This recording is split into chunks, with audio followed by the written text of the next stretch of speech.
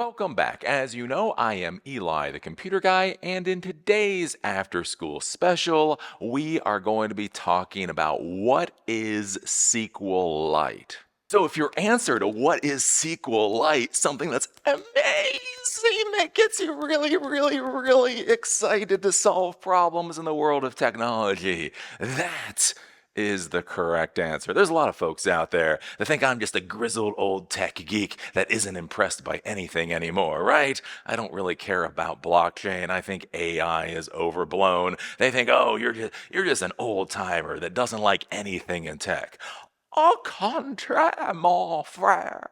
I actually find a lot of things in the technology industry to be absolutely amazing. But for me, I look for technology that actually solves problems that I care about. Again, if you're going to be a technology professional, what do? You use technology to solve problems. So, what do I get excited about?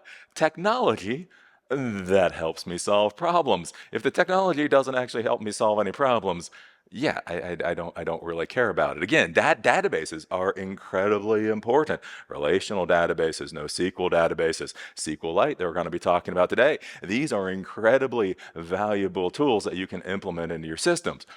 Blockchain? Blockchain? It's interesting. I mean, from a theoretical standpoint, it's kind of curious. Not actually sure what I'm going to be implementing it in. But anyway, so what are we talking about with SQLite? So SQLite, this is a relational database system that uses SQL, structured query language, for you to be able to interact with the systems. You have a schema.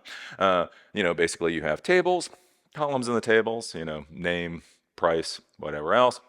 You have multiple tables, so again, relational database, so you can join tables together, so you get all of this power. So most of the power that you'd be getting out of something like Postgres or MySQL or MariaDB, that is what you're going to be getting out of SQLite for being able to do queries, for being able to store data, doing inserts, being able to do selects, being able to pull data out, being able to update data, the whole nine yards. The other thing with SQLite that's very useful is that it's ACID, atomic, consistent, isolated, and durable. But what's important about this is even during power loss. So if you have your database system and it's doing its little thing, some database systems, if you pull the power cord out, all hell's gonna break loose. Right? You're going to get inconsistencies or corruptions or that type of thing. One of the nice things with SQLite, it's doing its deal. You pull the power, pull it out of the power socket, and you might lose one transaction, whatever transaction was currently being written. But that's the only problem that you should actually run into. And so the cool thing with SQLite is you get all this power. You get a relational database system that has the ACID component to it, but it is in a system that is incredibly easy to manage. Basically, you do not have to create user accounts on the system. You do not have to do a lot of the stuff that you would have to do with Postgres or MySQL or MariaDB. Basically, in order to create a database, all you do to create a database is you call the database, and it automatically gets created. And then from there, it's very easy to go in and do your SQL statements for whatever it is that you want to do.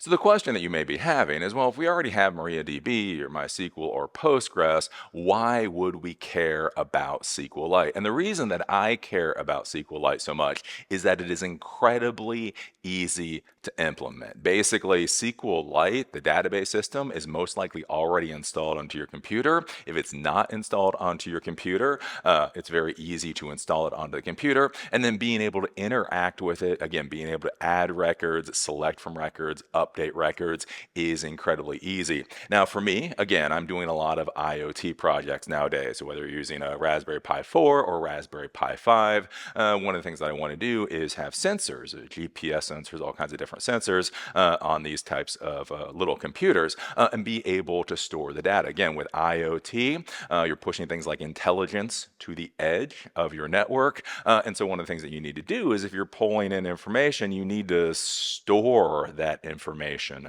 somewhere. And so you could either use again, something like a normal database system like MySQL or Postgres, or you could use a CSV file. So a CSV file is a comma separated value file. All this is a text file that you're able to dump data into. All the columns are separated essentially by commas, and then you're able to read to that or write to that. The issue that you run into is that if you're using CSV files is if you're adding data to a CSV file, that's not too bad. Basically, if you're just doing an append. If you're doing searches to a CSV file, again, it's also not too bad. You can pull information out relatively quickly. But if you're trying to do things like updates or try to do any other thing kind of quote unquote fancy in the least with a CSV file, you can run into some weird issues, right? So I want something, as simple to implement as a CSV file, but I really like those SQL statements, right? Selects and updates and inserts and those type of deal.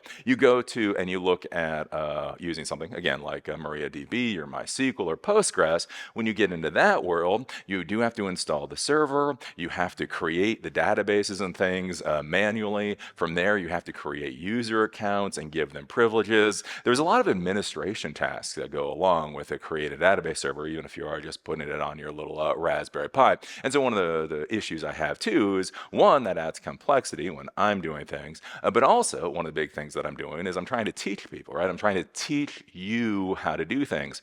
And one of the issues you run into sometimes when you're trying to teach technology is you get too into the weeds, right? You're trying to teach students a specific topic. Like I'm trying to teach you how to use Python to input data and pull data out of a database. But then to get there, if I have to set up MySQL or whatever else, you have to install it. You have to make sure the permissions are correct, the configurations are correct. And sometimes you just get lost in this whole world of database system configurations when all you wanted to do was show this little thing in Python. So one of the nice things about SQLite is, and I'll show this to you in a bit, is that like with Python or any other programming language, it's incredibly easy to simply call SQLite. And again, you don't have to worry about the configurations and privileges and all of those types of things. So that's one of the things that I really like and makes me excited about using SQLite.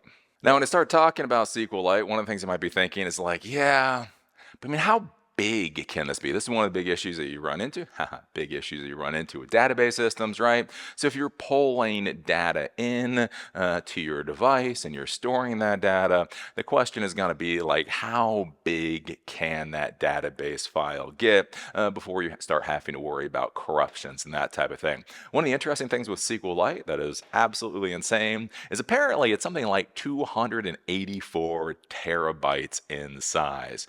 So basically, how they've created their database system, you can actually create a database up to 284 terabytes in size before their own internal limits will kick in to get you to not create a database any bigger than that. Theoretically, you could probably actually create a database bigger than that, but they say after 284 terabytes, you start getting into like some weird consistency issues, and so they just put a hard limit of only 284 terabytes. So basically, when you're thinking about the size of your database, really the limit is going to be the size of the volume on your or the partition on your little computer. So if you have a terabyte drive or terabyte partition, it can take up that entire terabyte if you want it to. So you do not have to worry about limits on the size. And again, this can be a really nice thing. Again, if you've got these devices out in the field, they're constantly collecting data over days, weeks, months, years,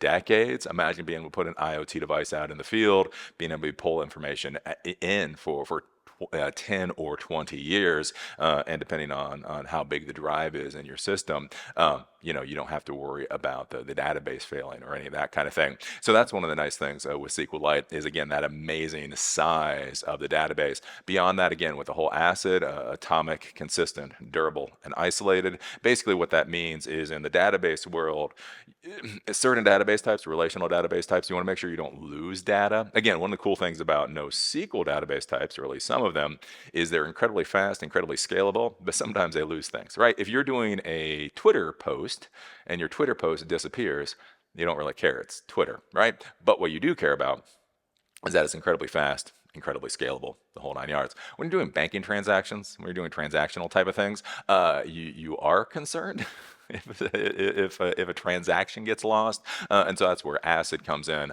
to basically state that you are not going to lose your transactions. Again, the amazing thing with this is even if the power is unplugged, so you could put this, again, one of the interesting things that I'm looking at is creating little computers for cars. So essentially, when you turn your car on, that will send power to your little USB accessory connector, right? Which will then boot up your little computer. Your little computer is then collecting information from the sensors, collecting information from the GPS sensor, whatever sensors, it's storing it in the database. You turn off your car, the power stops coming out of that USB accessory slot, and basically the computer just shuts off. It just turns off. The nice thing with SQLite is that's not going to corrupt your database, and you shouldn't lose any data if that type of thing happens. And so that's one of the things that makes this really interesting, again, in this kind of like IoT world. So now let's do a little demonstration of SQLite and show you how cool this is. So I'm on my Mac right now, so the Mac has SQLite already installed, and I'm simply at my command prompt at my terminal. So if I want to start using SQLite, all I have to do is do SQLite 3, and then put in the database that I want to use. So SQLite 3 space the database that I want to use. The cool part about this, if this database doesn't exist, it will create it for you. Though that could be a problem depending on, your issues with fat fingering, right? So if it doesn't exist, it'll create it for you. One of the other interesting things, and you do have to be careful about this, is if you don't give any database name at all, it actually opens up a temporary database, and you can do a whole bunch of stuff in that temporary database, do whatever it is that you want to do, and then when you exit out of SQLite, that database goes away. So that might be good for certain things, but do be careful. You could sit there for like 3 hours creating your database structure, exit, and it all goes away. Again, that's one of the things with SQLite. It's incredibly easy to use and incredibly easy to do something asininely stupid. So anyways, we do SQLite 3 because there's a third version of it. AIDB, and then we get our SQLite prompt. So we are now in the SQLite shell. Now that we're in the SQLite shell, the commands for SQLite are different than MySQL, MariaDB, Postgres. You just kind of got to keep this in mind. So if I want to know what tables there are, so I'm in SQLite, I can do period tables. So with SQLite, most of the SQLite commands start with period. If you want to exit, it's period exit. Tables, period tables. Anyways, so I do this, and it shows me that I have a decision table. So I've been creating this little AI app, and I've been caching the responses that come back from the OpenAI API. And so I have a table that collects that information. I can do schema.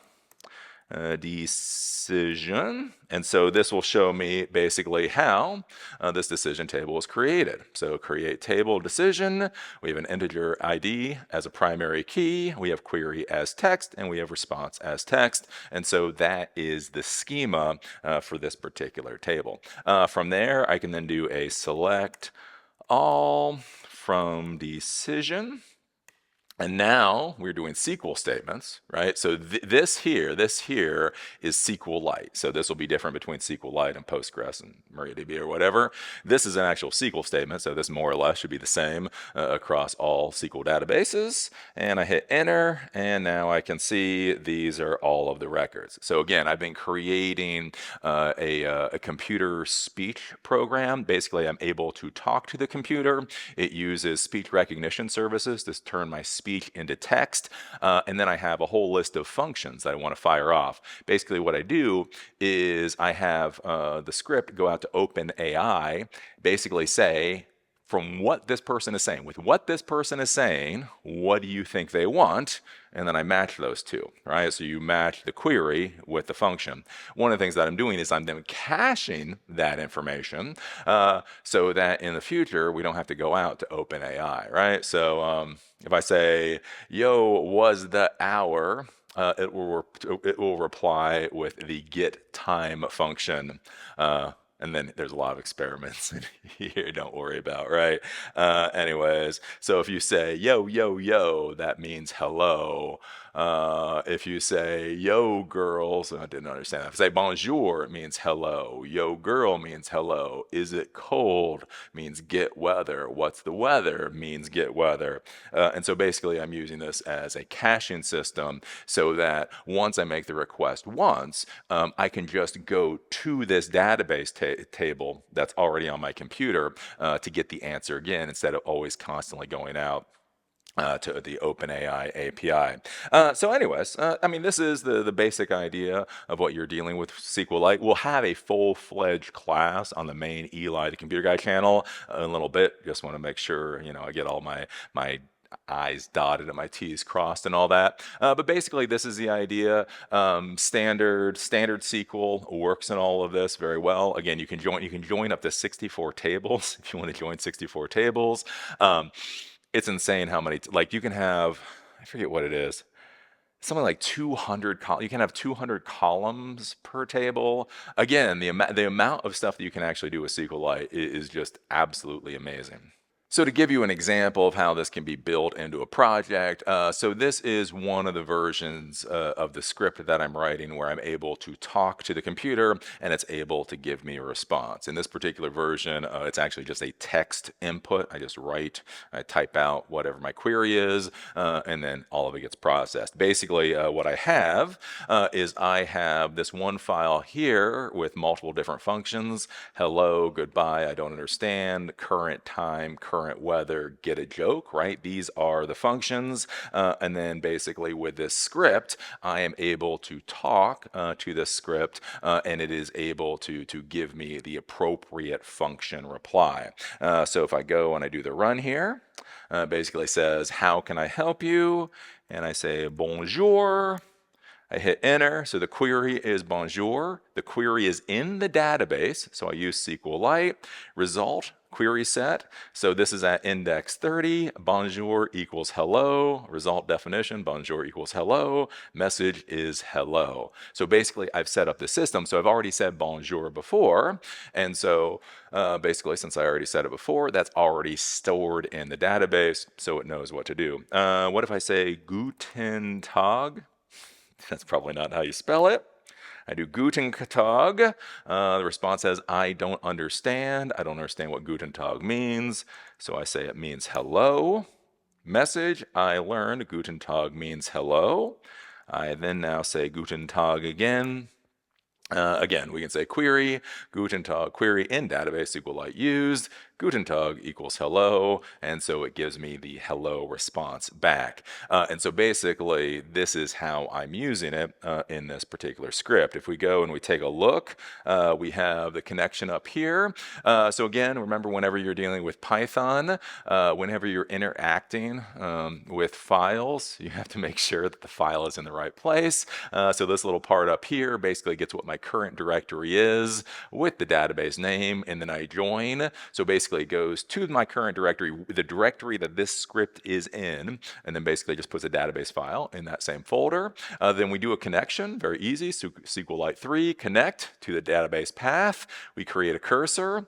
This is a SQL statement for creating a table. So again, this is one of the nice things when you're creating scripts. You don't have to manually create the tables. So create table if not exists. So basically, if the table doesn't exist, it will create it, right? Decision, again, ID is an integer primary key, query is text, response is text, and then we do cursor.execute, create table. So we actually run this. If the table doesn't exist, it will create the table, and then we commit. You do always have to commit with SQLite, or it doesn't stay there. And so basically this, if the table already exists, nothing will happen. If the table does not exist, it will create that table for me. And again, think about that in the IoT world where you're deploying 1,000 different devices. You don't want to have to manually do any configurations. You write this code once. As soon as the code runs on that device, it's going to create the database for you automatically, and it will create the table for you automatically. And we scroll down, basically there's a whole bunch of stuff here where here's the insert. So SQL equals insert into decision, query response, values, question mark, cursor.execute, the SQL statement with the query value. So I have a value for query, and then I have a value for response, and then I commit. That's how you insert into the database. And that's the basic idea with here. So if we want to select all from decision where query equals question mark, execute SQL find with what the query is. That's how you do that. And if you want to update decision set, response equals where query equals, and then where response equals response and query equals last, and the SQL statement. You don't have to understand all of that at this point. Again, this is actually a whole class that I'm doing for the main Eli, the Computer Guy channel. I just kind of want to show you, like, really seriously how simple this is to implement into your code. So now one of the things you have to be thinking about with SQLite is a whole question of, is it a bug or is it a feature? Or is it both, depending on who is using the particular product? The first thing to be thinking about with SQLite, which is really nice for these kind of coding projects, is again, by default, there is no privileges, there is no security, there is no permissions. You can literally copy and paste the database file onto another system and simply access that database file through the shell, right? There is no security on SQLite by default, and you have to go through a couple of hoops to actually try to put any on there. Why that is really nice. Imagine if I have my little IoT device, it's out in the field, it's collecting information. And again, let's say it's on a vehicle. So it's out there collecting GPS information, all kinds of different information. Basically, since it's one file, one of the things that you could do is when the vehicle gets within range of the Wi-Fi signal for your facility, it could simply copy and paste the entire database file to your server and not have to go through some kind of synchronization process where it directly accesses all the records in the database, right? So again, like if you're going to do some synchronization normally with Postgres or MySQL or whatever, you would have the script, open the database, it would do a select all, put that into a query set, and then basically start trying to send all of those values up to the server that you have that would be collecting the information, which can run into its own quirks and problems. One of the cool parts about this is basically since you can simply copy and paste the database file without any security on it, your little device gets within range of the Wi-Fi signal, it copies and pastes the entire database file onto the server, and then the server is able to access it, process it from there. You don't have to worry about, the SYN and the acknowledgments and all of that kind of thing. So that's one of the nice things. The downside with that is if somebody else is able to copy and paste your database file, they have access to it. Again, this is something that you need to be thinking about with systems architecture. One of the things that I see so much in the modern world of technology professionals is they get too focused on the technology and again, don't think about the larger problems, right? If all you're doing is collecting IoT sensor data, I really honestly don't care about security.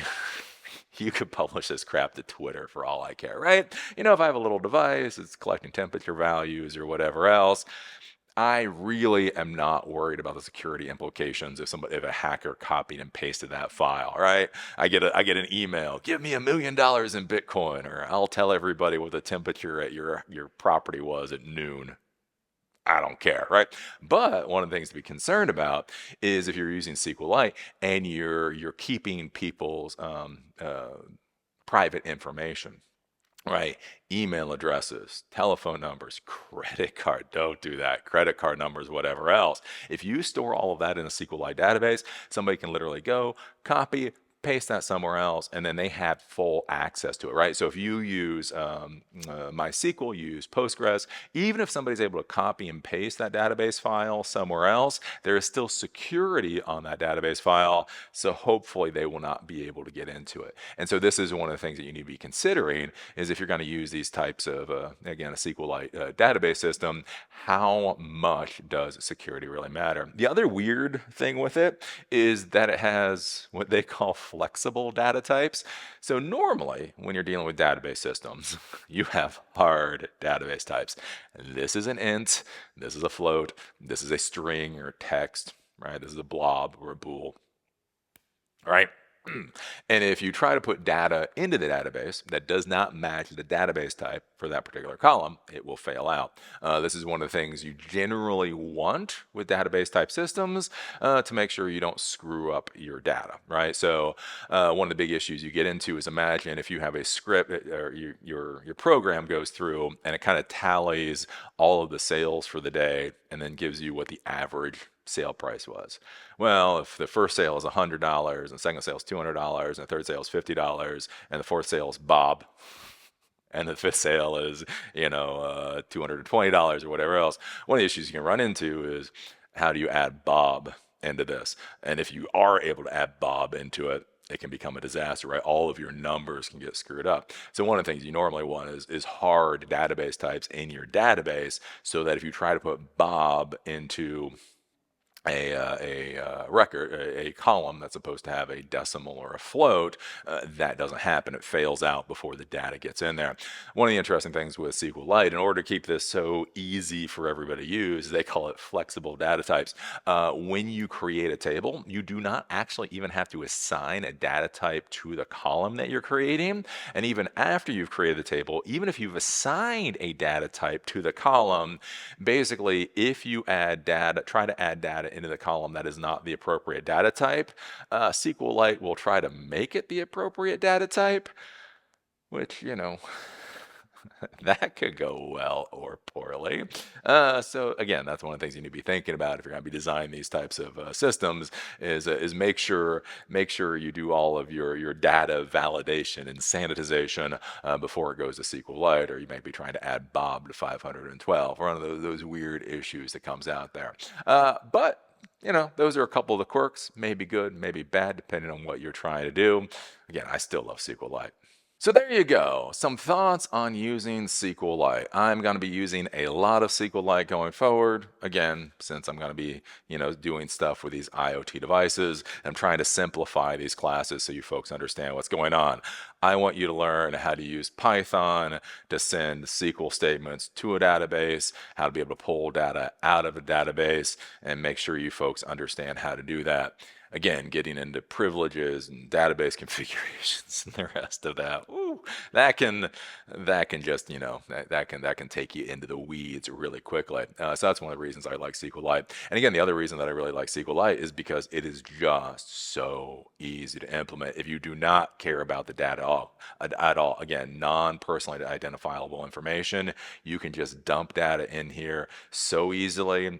It is fast. Again, you can have up to a 284 terabyte database, which you're not going to get to anyway. You can join up to 60 tables, right? It gives you all of this amazing power with basically the administrative overhead of a text file, right? And again, that's one thing. If you followed me for any period of time, you'll know I use a lot of text files for data stores for my classes, because again, I'm trying to teach you how to take data, sanitize data, dump it somewhere, grab data, do something with it, and have an event occur. I don't necessarily, again, want to get into the weeds of MySQL or whatnot. And so the nice part about this is, again, it's so easy to implement, but gives you all the power of a relational database, which is one of the reasons that I just think it is the bee's knees, I would say.